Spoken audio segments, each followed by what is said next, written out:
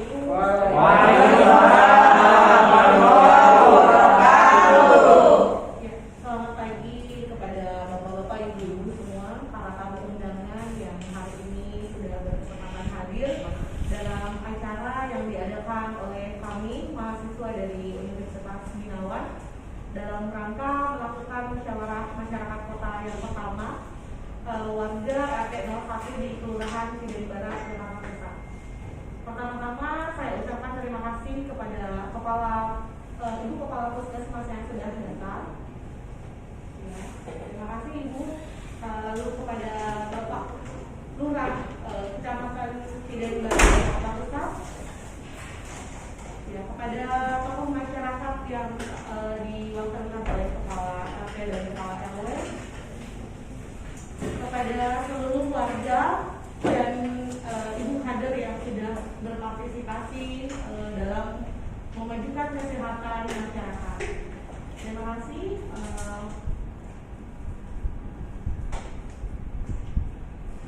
Pagi ini teman saya Pak Agri akan melakukan penyajian data dalam musyawarah masyarakat kota yang pertama. Silakan disimak oleh Bapak Ibu. Nanti kita akan diskusikan apabila ada yang perlu kita bahas. Ya, kepada teman saya, Bapak Agri, saya persilakan. Terima kasih kepada Ibu Gina.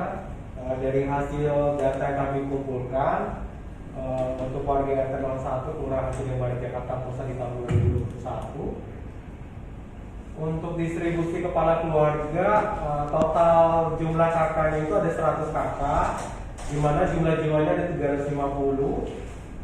Untuk kategori usia 0 sampai 5 tahun itu ada 30, 6 sampai 12 tahun itu ada 50 jiwa, 13 sampai 21 tahun itu ada 85 jiwa, 22 tahun sampai 54 tahun itu ada 125 jiwa, dan usia di atas 55 tahun itu ada 60 jiwa. Untuk jenis kelamin, laki-laki totalnya ada 145 jiwa, perempuan totalnya 205 jiwa.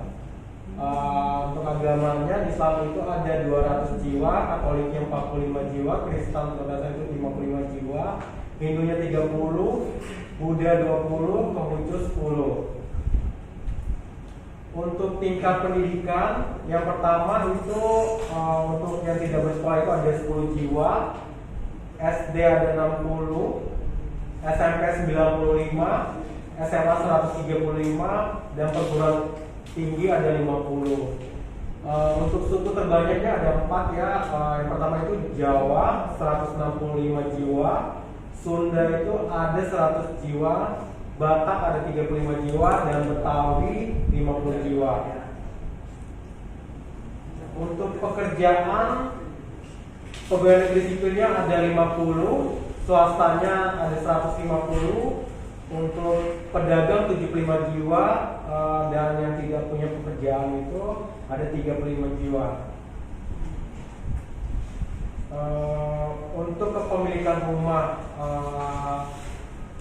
milik sendiri itu ada 75 kepala keluarga, sedangkan untuk 25 kepala keluarga itu masih menyewa atau mengontrak. Berdasarkan kondisi rumah yang kita amati bahwa ada sekitar 65% kondisi rumahnya bersih, dan 35% wilayah masih sangat kurang bersih ya, bisa dikatakan agak sedikit jorok.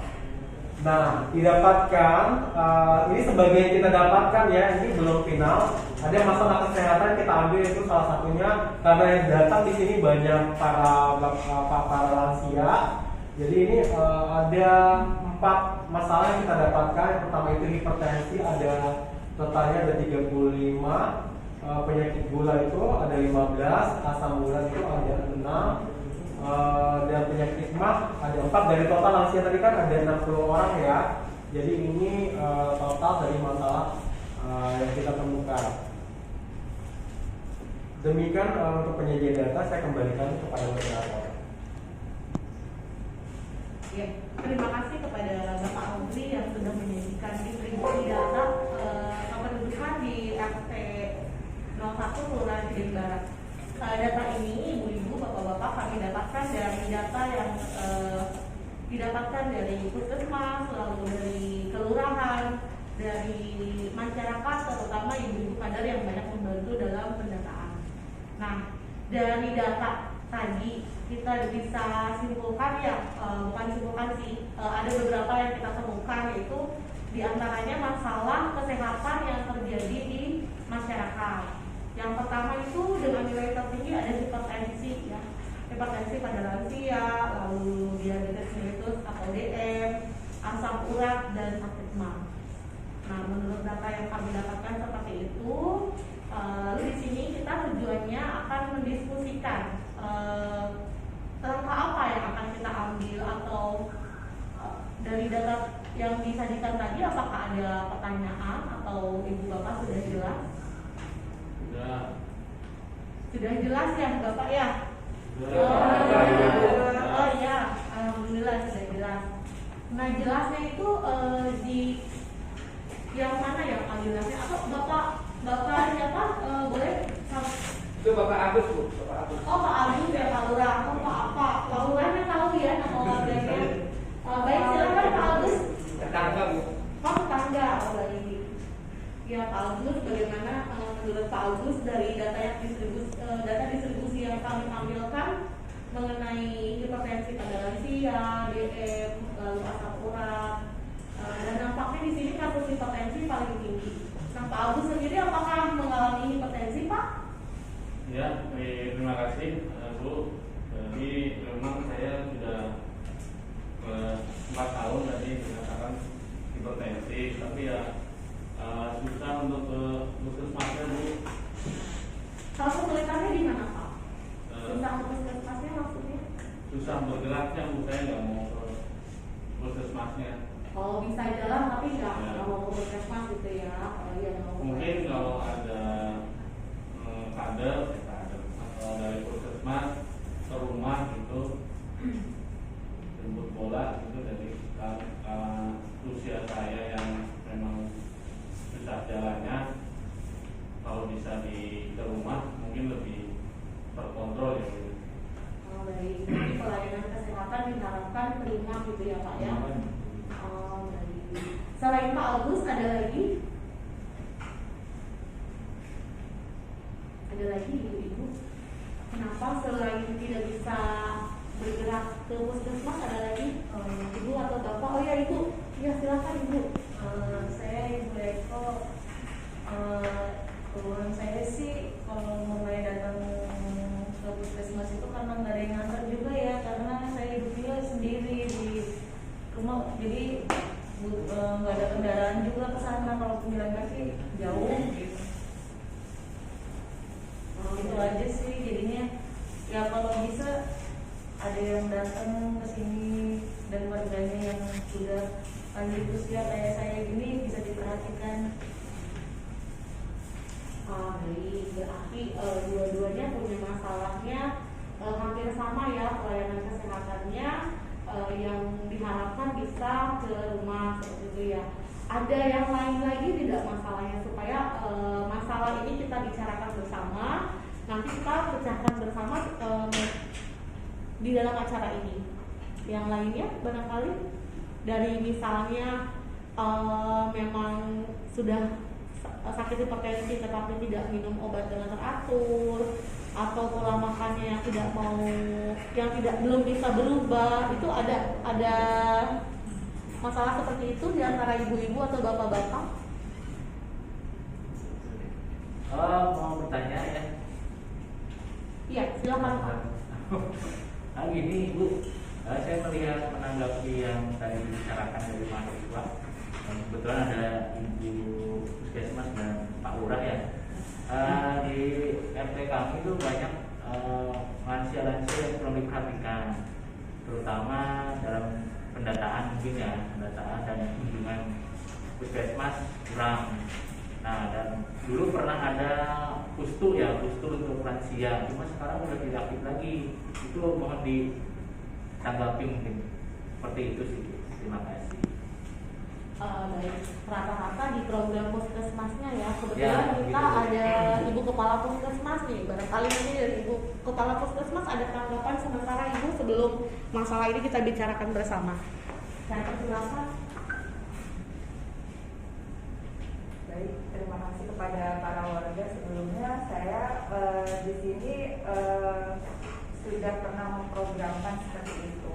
Cuma mungkin nanti akan saya gerakan kembali tentang pelayanan kesehatan, program terutama untuk para lansia, supaya para lansia itu lebih diperhatikan oleh kami.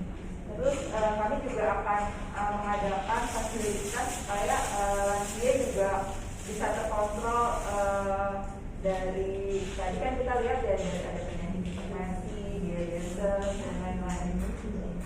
Seperti itu sih. Ya. Baik, terima kasih kepada Ibu Kepala Puskesmas. Mungkin ini programnya juga program yang sangat bagus dan bisa kita sebagai mahasiswa kita bantu program Puskesmas ini untuk mengembangkan bagaimana caranya untuk bisa terjun ke masyarakat dan dilakukan untuk masyarakat dan dari masyarakat. Seperti itu ya Bu ya. Ada kira-kira gimana Pak Ali tanggapannya Pak Ali, Bu Eko sama Pak Agus nih sudah dijawab sama Ibu Kepala Puskesmas. Ditunggu ya Bu ya, Bu Puskesmas ya Bu Kepala Puskesmas. Semoga bisa segera terrealisasi ya Pak ya.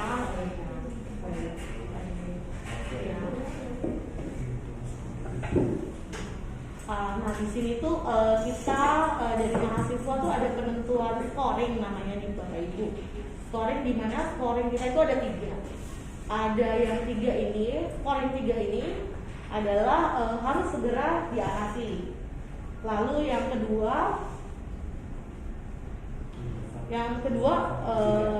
mendesak atau tidak harus segera diatasi. Lalu yang mohon maaf, yang pertama mendesak atau tidak. Lalu yang kedua itu membahayakan atau tidak. Dan yang ketiga sulit diatasi atau tidak. Nah, kira-kira dari 4 kasus atau ini hipertensi ya yang baru muncul. Nah, dari hipertensi ini kalau dilihat dari skor, menurut Ibu Bapak ada di skor berapa? Coba diulangi. Oh, ya diulangi ya. Yang pertama ulangi ya. Yang pertama itu adalah yang pertama skornya ada 3 ya. Yang pertama itu adalah mendesak atau tidak. Yang kedua membahayakan atau tidak. Dan yang ketiga harus segera diatasi atau tidak.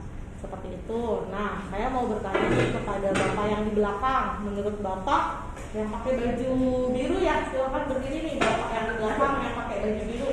Menurut Bapak skornya berapa Pak? 3 Bu. Soalnya memang ini kan kondisinya kan berdasarkan data-data tersebut kondisi itu sangat mengkhawatirkan apalagi bagi lansia gitu kan. Jadi menurut kita harus memang diatasi karena memang itu kan skornya kan temuannya tertinggi gitu aja. Oh iya. Kira-kira nih apa sih yang harus dilakukan program apa yang Bapak harapkan dari program mahasiswa atau dari program puskesmas?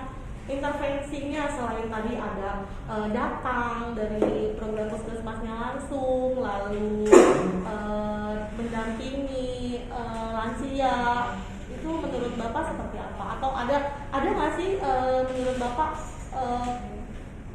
penyuluhan atau apa itu penting atau tidak? Ya, sangat penting Bu ya, terkait dengan penyakit-penyakit ini kan penyakit yang memang dialami oleh lansia gitu kan. Tapi pas waktu teman kita kontrol atau orang tua atau tetangga kita ke puskesmas gitu kan, obat-obatan yang dikasih itu kan ini kan obat-obat jangka panjang yang harus diminum terus gitu kan. Nah kadang-kadang dari pihak puskesmas itu ngasihnya itu cuma 7 hari gitu loh Bu. Udah tahu kita lansia Bu ya. Jadi mobilisasi kita atau gerak kita kan males gitu kan, capek ke puskesmas. Nah, kita harus 7 hari coba. Oh iya, baik. Nah, dikasih sebulan, ini ke Mas Adit. Ya, betul. Nah, betul itu. Jadi obatan kita bolong-bolong gimana kita gak darah tinggi gitu. Kenapa? Oh baik. Kalau ini di dalamnya melibatkan memang kebijakan ya. Nanti akan kami lakukan diskusi untuk kebijakan seperti Ya, apa. mungkin bisa dibantu sama pihak RT. Ya, pemerintah nih Pak Lurah gimana nih? Pak Lurah gimana nih Pak? Warganya nih ya.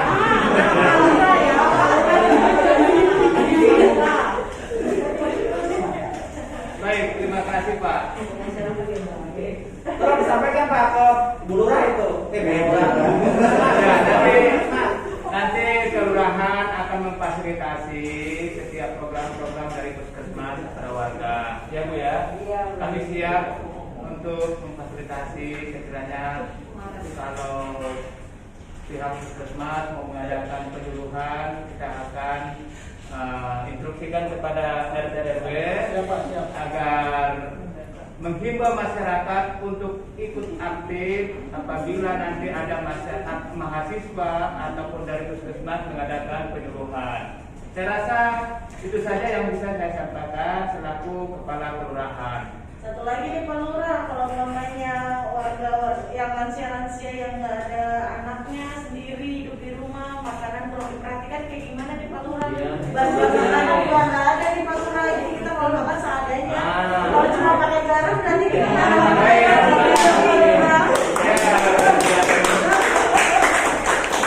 Terima kasih Ibu. Ibu siapa tadi? Bu Eko. Nanti kita akan berkoordinasi dengan swadaya masyarakat.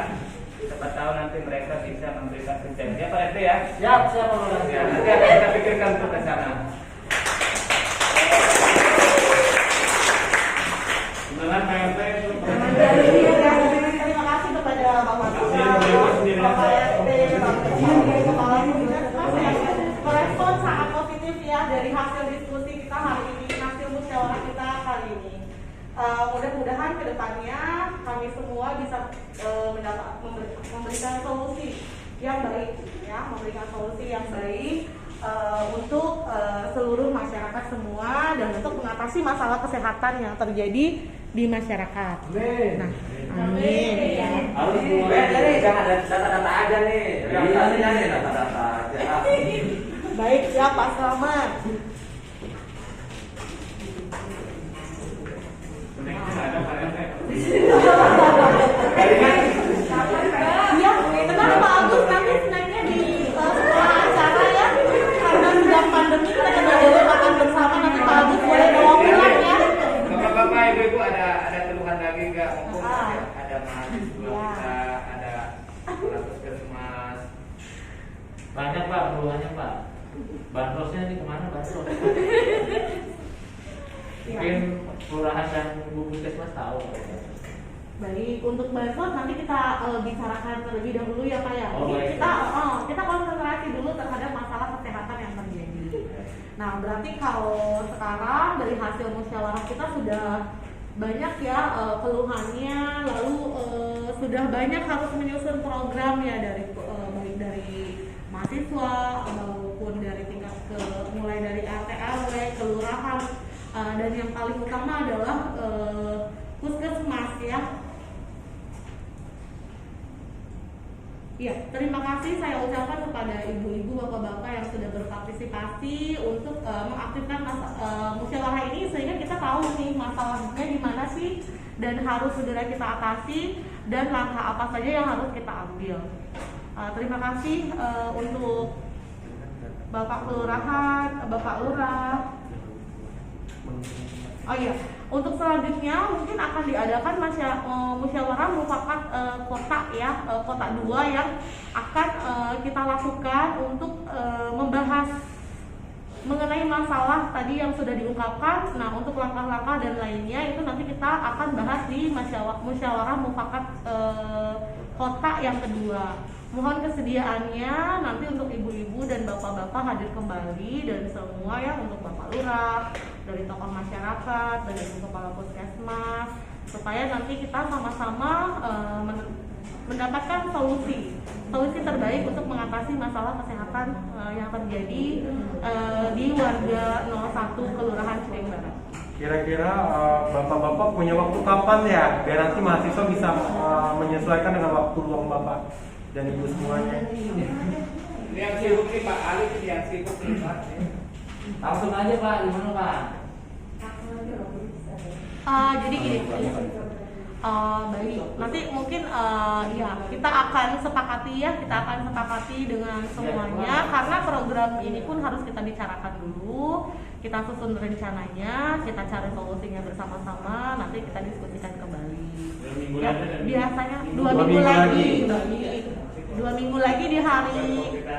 Baik, kami juga akan berkoordinasi dengan pihak kelurahan, dengan pihak RT RW, dengan pihak puskesmas, lalu dengan ibu-ibu kader yang berada di masyarakat. Berarti sampai jumpa lagi dengan ibu-ibu, bapak-bapak 2 minggu dari sekarang ya, berarti tanggal 26 Oktober 2021 di pagi hari ya Pak ya, sama seperti hari ini ya, jam 9 ya, jam 9 26 Oktober 2021. Demikian musyawarah masyarakat kota yang pertama selesai kita laksanakan. Terima kasih untuk seluruh masyarakat yang berpartisipasi, untuk para lansia yang sangat aktif, dan semoga sehat, untuk ibu-ibu hamil, semuanya ya, semoga kita semua dalam keadaan sehat. Terima kasih. Wassalamualaikum warahmatullahi wabarakatuh. Waalaikumsalam.